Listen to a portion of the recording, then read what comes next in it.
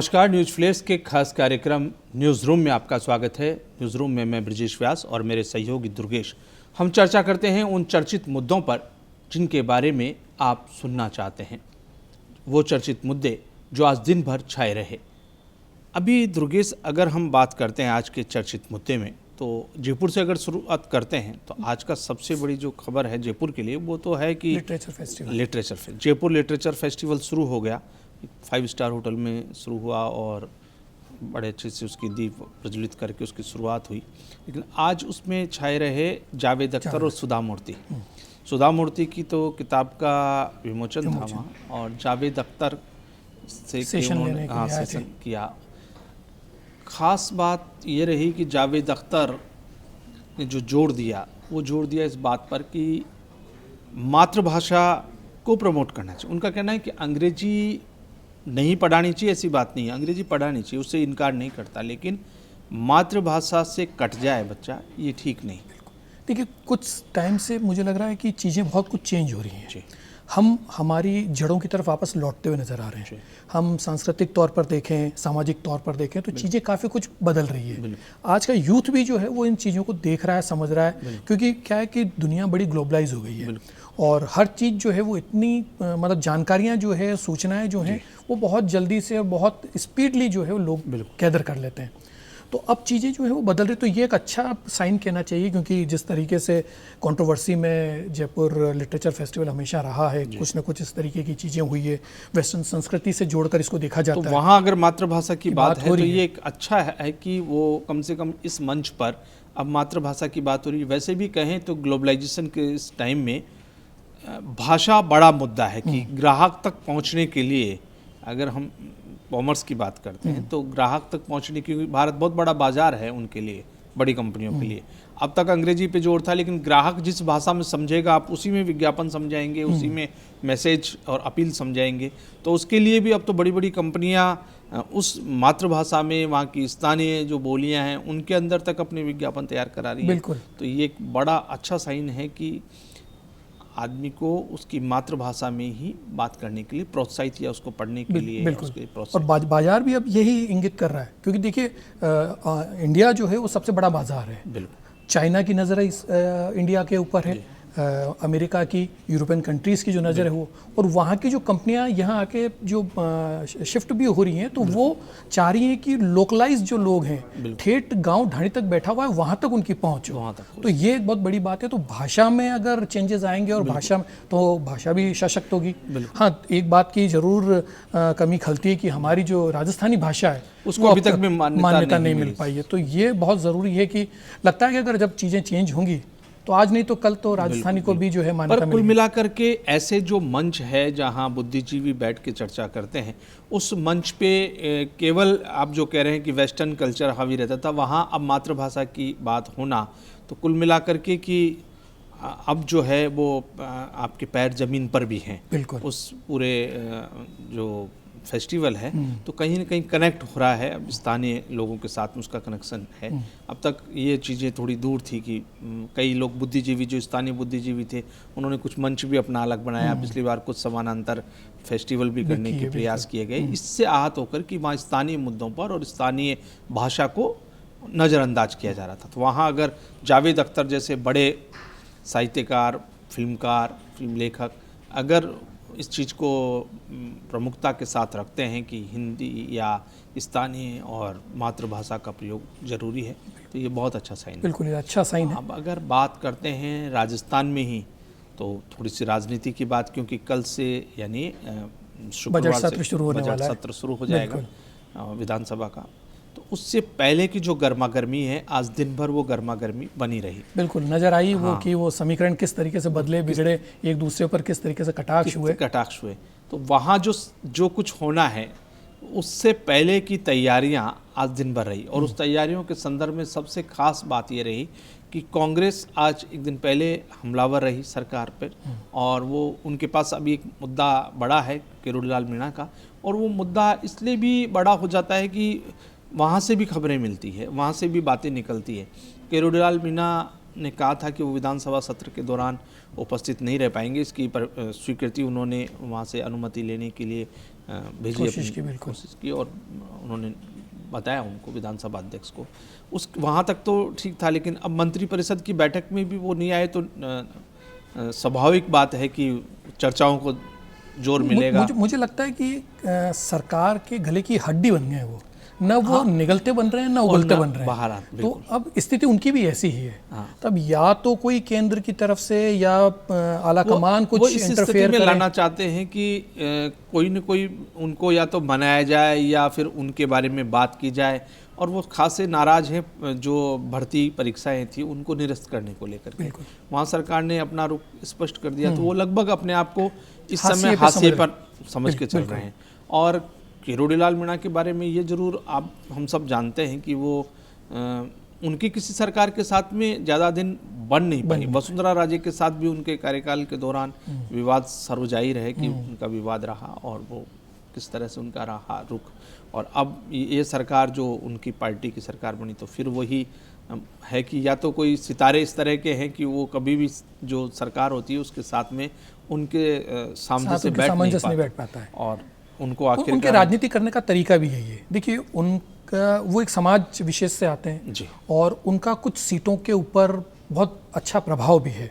तो ऐसे में सरकार नहीं चाहती कि कोई, लेकिन अभी कोई चुनाव नहीं है, तो ऐसे में सरकार ये देखती है कि नाराजगी भी मोल लेना ठीक नहीं है, और उनकी सारी चीज़ें मान लेना भी ठीक नहीं है, क्योंकि जिसको कमान सौंपी है वो असहज हो जाएगा। तो अभी स्थिति बड़ी विकट सी है, और इसका फायदा जो है वो सीधे तौर पर कांग्रेस उठा रही है। वो आज भी कांग्रेस ने यही मुद्दा उठाया, क्या कुछ कहा उन्होंने, आपको तो पता है। बिल्कुल, अब वो डोटासरा जी तो लगातार कह रहे हैं साहब वो तो नाराज होकर बैठे हुए हैं, वो तो मानने वाले नहीं है। उनको तो उन्होंने, कांग्रेस की पूरी आशा ही किरोड़ीलाल से है, बिल्कुल, कि ये मटकी फूटेगी और इसमें से जो मक्खन निकलेगा उसी से हमारा काम चल जाएगा। उनकी पूरी उस ताकत, पूरी जो ऊर्जा है वो उस पे है कि किरोड़ीलाल क्या करते हैं। और किरोड़ीलाल को लेकर के डोटासरा तो मुझे लगता है कि सिर्फ किरोड़ीलाल के उनको पीछे से पुशअप भी कर रहे हैं। अच्छा। उनको लगातार वो कह भी रहे हैं कि साहब ये तो झुकेंगे नहीं, ये तो अगर कोई सामने से बैठता भी हो तो ना बैठने दे। तो पीछे से इनके जो बयान आ रहे हैं कि झुकेंगे नहीं, तो इससे किरोड़ीलाल जी को भी सोचना पड़ेगा कि भाई मेरे को झुकना है कि नहीं झुकना है, कि इधर जाना है। पार्टी का मामला है, आंतरिक मामला है कि वो क्या बात करते हैं, कैसे। लेकिन ये राजनीति है, यहाँ सब जायज़ है। ऐसे ही कुछ बात अगर हम दिल्ली की करते हैं चुनाव की, तो दिल्ली चुनाव में भी जो सरगर्मियां हैं वो कम नहीं, पूरी देश की नज़र दिल्ली के चुनाव पर है। बिल्कुल। और वहाँ आज जो घटनाक्रम हुआ, स्वाति मालीवाल आपसे ही राज्यसभा की सांसद है, लेकिन वहाँ की जो अंतर्कलह है वो भी खुल के चली रही है पिछले दिनों से। केजरीवाल के घर गई और ट्रॉली भर के कचरा ले गई, और उनके घर के बाहर उस कचरे को डलवाना चाह रही थी। हालांकि वो उनको पुलिस ने रोका और उनको पुलिस ने डिटेन किया, गिरफ्तार किया। लेकिन वो जो है कुल मिला करके कि वो ध्यान ये खींचना चाह रही थी कि दिल्ली में सफाई व्यवस्था खत्म है, बिल्कुल, और वो उसी पे ध्यान खींच के कहना चाह रही थी। उन्होंने कहा भी केजरीवाल सुधर जाओ तुम। तो कुल मिला के दिल्ली की राजनीति भी कोई ठीक नहीं चल रही है अभी।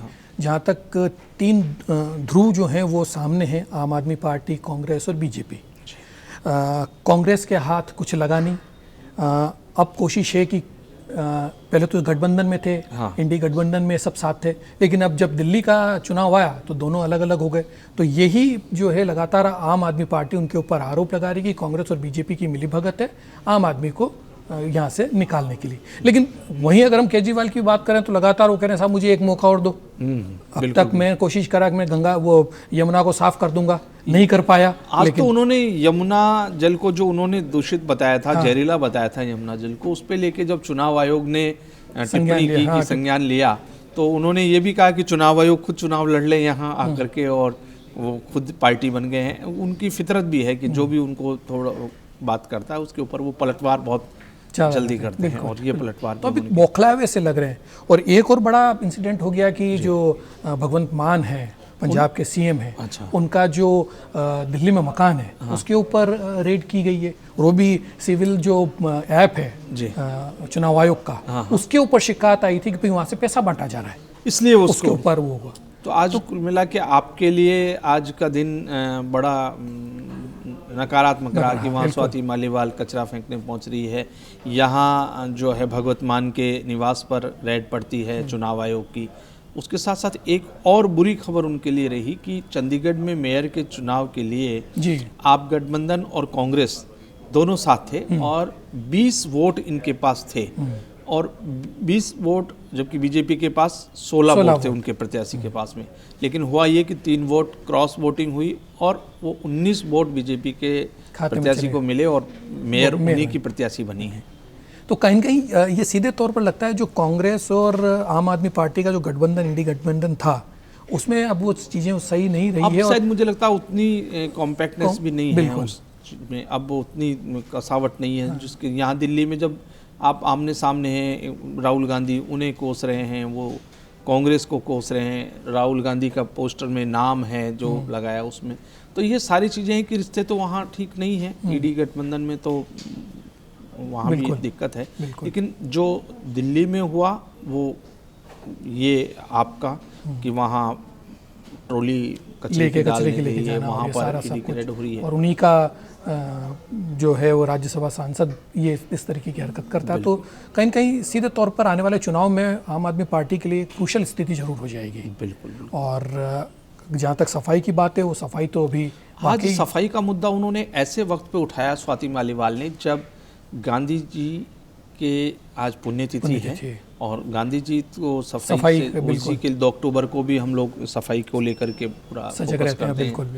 और 30 जनवरी भी उनको श्रद्धांजलि दी जाती है। आज देश में जगह जगह गांधी जी का शहीद दिवस मनाया गया और जयपुर में भी मुख्यमंत्री ने उनके जो प्रतिमा थी उस पर पुष्पांजलि की। उस दिन उन्होंने कचरा फेंक के ये ध्यान खींचने की कोशिश की कि सफाई बहुत बड़ा मुद्दा दिल्ली के अंदर है।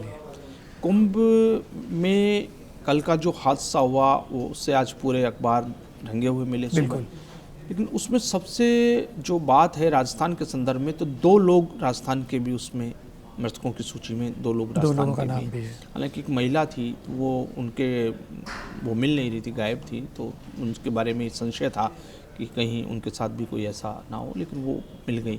लेकिन 2 लोग राजस्थान से थे और उनकी मौत होने का दुखद समाचार वहाँ से मिला। कुंभ में आज भी यानी गुरुवार को भी आग लगने की घटना हुई। ये अच्छी बात थी कि वहाँ लोग नहीं थे और वो कोई जनहानि नहीं हुई, लेकिन कुंभ में जो कुछ हुआ वो आज भी दिन भर लोगों की जुबान पे रहा। एक दिन पहले का हादसा, ये बात अच्छी है कि कुंभ में अब वहाँ भीड़ ज़्यादा नहीं और 1 करोड़ 13 लाख या 16 लाख लोगों ने आज भी करीब वहाँ स्नान किए हैं। तो उसके बाद अब इतने लोग आते हैं तो अव्यवस्था होना लाजमी सा है। थोड़ा सा पुलिस प्रशासन को भी जो है सजग रहने की जरूरत है और एक जो वीआईपी कल्चर को आज रोक दिया, उस पर रद्द कर दिया, उनको रद्द कर दिया सारा। ठीक है, ये पहले भी कर सकते, पहले भी किया जा सकता था और इसी को आज जो है डोटासरा ने भी इसको भी मुद्दा बनाया। उन्होंने कहा साहब ये रील बनाने जा रहे हैं बीजेपी के नेता और इसी वजह से जो है ये राजनीति का विषय नहीं है। जब दुर्घटनाएं किसी पार्टी का नहीं होती, खैर फेलियर हो सकता है कुछ, लेकिन दुर्घटनाएं तो दुर्घटनाएं, आपदाएं दुर्घटनाएं, उनको रोका जाना चाहिए, ये निश्चित तौर पर है और उसमें चुस्त दुरुस्त प्रशासन होना चाहिए, इसमें कोई इनकार नहीं कर सकता। लेकिन अब वहाँ जो भीड़ इकट्ठी हुई उसको लेके भी सवाल उठाए जा रहे हैं कि क्यों भीड़ इकट्ठी की गई, उसको लोगों को क्यों इतना बुलाया गया, क्यों प्रमोट किया गया, इसका ये सारे विषय हैं जो राजनीति से जुड़े हैं। बहरहाल आज हमने जिन मुद्दों पर चर्चा की, कल विधानसभा में जो कुछ शुरुआत होगी कल हम चर्चा करेंगे उसी पर। तब तक के लिए नमस्कार।